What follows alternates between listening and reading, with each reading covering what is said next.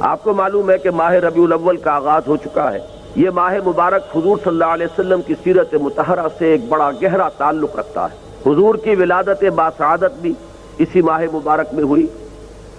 اگرچہ تاریخ کے بارے میں اختلاف ہے۔ حضور کا انتقال بھی اس ماہ مبارک میں ہوا، اور وہ متفق علیہ تاریخ ہے 12 ربیع الاول اصل میں حضور کا یوم وفات، اور اکثر محققین کی رائے یہ ہے کہ آپ کا یوم ولادت جو ہے وہ 9 ربیع الاول ہے۔ یہی وجہ ہے کہ مجھے یاد ہے کہ ہمارے بچپن میں اس دن کو جو لوگ کچھ تھوڑا بہت مناتے بھی تھے تو 12 وفات کے نام سے در حقیقت یہ نام یاد کیا جاتا تھا۔ حضور صلی اللہ علیہ وسلم کی وفات کا دن ہے،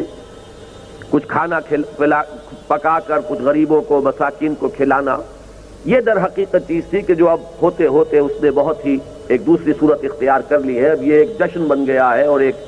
عید کا سا سما، بلکہ واقعہ یہ ہے کہ جو اصل 2 عیدیں ہیں وہ کہیں پیچھے چلی گئی ہیں، اور یہ جو 2 عیدیں ہم نے ایجاد کی ہیں، ایک عید میلاد النبی اور ایک عید استقلال، اگر ہم جائزہ لیں تو شاید یہ 2 جو ہے زیادہ فور گراؤنڈ میں آ چکی۔ لیکن یہ کہ جہاں تک آپ کی ولادت اور آپ کے وفات کا اس ماہ مبارک میں ہونا ہے وہ ثابت ہے۔ مزید برآں حضور کا ورود مدینہ منورہ میں بھی ماہ الاول میں ہوا ہے۔ اس پہلو سے اگر اس ماہ مبارک میں ہم سیرت النبی کے مطالعے کا ایک خاص موضوع رکھیں، کسی تاریخ کے تعین کے بغیر اس مہینے کی مناسبت سے سیرت مطہرہ پر گفتگویں ہوں، غور و فکر ہو،